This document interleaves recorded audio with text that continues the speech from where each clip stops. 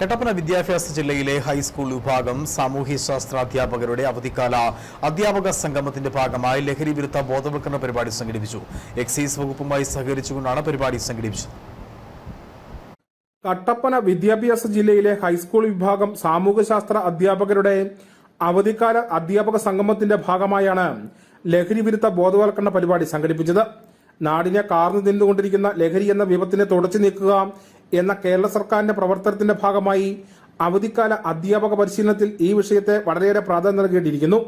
അതിന്റെ ഭാഗമായി സാമൂഹ്യശാസ്ത്ര വിഭാഗം അധ്യാപകർ ജില്ലയിലെ ടൂറിസം സെന്ററായ രാമക്കൽമേട്ടിൽ എക്സൈസ് ഡിപ്പാർട്ട്മെന്റുമായി ചേർന്ന് ലഹരിക്കെതിരെ ഫ്ലാഷ് മോബും ബോധവൽക്കരണ ക്ലാസും ലഘുലേഖ വിതരണവുമാണ് നടത്തിയത്.